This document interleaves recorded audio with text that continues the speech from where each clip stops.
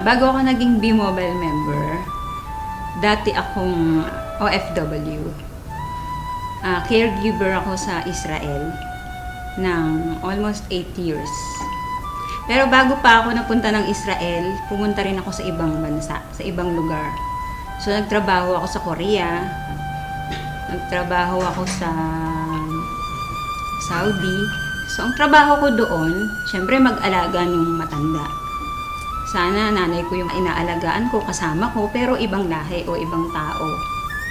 Nung mga panahon na meron akong inalagaan na matanda na nagkakalat siya ng dumi, naiihi siya sa panty niya, minsan pag pinapakain mo siya, pahirapan, yung mumurahin ka pa niya, dahil akala niya pinipilit mo talaga siyang kumain. Pero syempre, bilang caregiver, kailangang ibigay mo sa kanya yon. So pagka minumura ko, ganun, naiiyak na lang ako kasi hindi mo naman siya pwedeng patulan. Caregiver ka nga eh.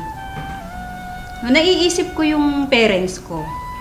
Kasi dapat ako yung kasama nila sa bahay, pero matagal akong wala. Lagi akong nasa abroad. Nung mga time na yon, sabi ko sa sarili ko, pag umuwi ako ng Pilipinas, ayoko nang bumalik sa abroad. Kaya naghanap talaga ako ng opportunity na yung magi-stay na ako sa Pilipinas, yung hindi na ako aalis. Ayun, nakita ko nga si B-Mobile. Nung nag-grab ko to, nakita ko yung opportunity. Ang laki nung pinagbago sa buhay ko. Pinangako ko kasi sa sarili ko nga na ayoko na mag-abroad. Yung gusto ko makasama ko na yung family ko rito. Kasi syempre tumatanda na yung parents ko. Yun yung nag-push din sa akin para gawin ko si B-Mobile. Hindi kagaya nung nagtatrabaho ako as a caregiver, ginagawa ko lang yun kasi trabaho ko yun. So wala akong choice. Pero dito, bilang B-Mobile technopreneur, nade-develop din yung pagkatao ko. Yung sabi ko sa sarili ko, ay marunong din pala talaga ako makipag-usap. Yung isang pinagpapasalamat ko na nandito ako ngayon sa B-Mobile, yung nagkaroon ako ng time sa sarili ko, nakakapunta ako sa iba-ibang lugar. Kasi sabi ko noon, pumupunta ako ng abroad, pero ang Pilipinas hindi ko nalilibot. So ngayon nagagawa ko na siya. Napupuntahan ko na yung mga lugar na hindi ko napupuntahan noon dito sa Pilipinas. Sa mga OFW, huwag silang matakot na umuwi ng Pilipinas. Kasi noon nanlulumo ako sa tuwing sasabihin nila sa akin na, di bali nang mamatay dito sa abroad kahit may gera. Ayaw namin umuwi kasi nandiyan kami sa Pilipinas. Ganun na ba talaga kahirap yung Pilipinas para ganun ang sabihin nila? Tapos yung kahit na malayo sila sa mga anak nila, sa pamilya nila, basta ang mindset nila, ang nasa isip nila, sa abroad lang nila mararanasan na magkaroon ng pera, na maibigay sa pamilya yung pangarap na gusto nila. Hindi ka palaging malakas.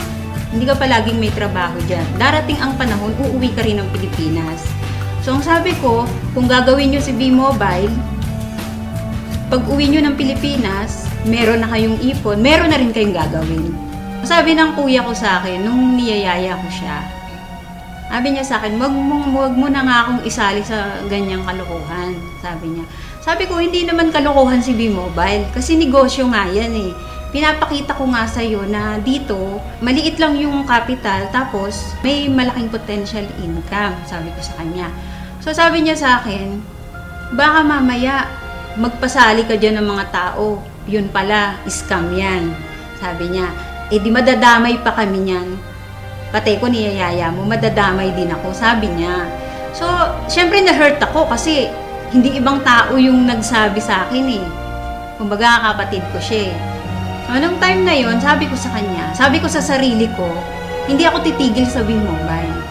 Hindi ako titigil hanggat hindi ka naniniwala sa akin, hanggat hindi ka sumasali sa akin, at hanggat di ko napapatunayan sa'yo na totoo si B-Mobile. So, good news, kasali na siya sa B-Mobile. Huwag kang titigil kung ano yung naumpisahan mo. Kasi, gusto mo bang bumalik uli sa abroad? Gusto mo ba uling magtrabaho sa abroad? Bumalik sa dati? Yung lagi kong tinatandaan. Kasi nga, di ba sabi ko sa'yo, natatakot ako na bumalik uli sa abroad. Sa mga OFW na kagaya ko, subukan ninyo na mag-invest sa WeMobile. Hindi naman habang panahon na nasa abroad kayo, darating ang time hindi nyo na rin kakayanin magtrabaho. Sana lang, huwag pagiging OFW ang ipamana ninyo sa anak ninyo. Ang ipamana nyo sa kanila yung makapag-aral sila at pagkatapos nun, magnegosyo sila. So ito na yung chance ninyo.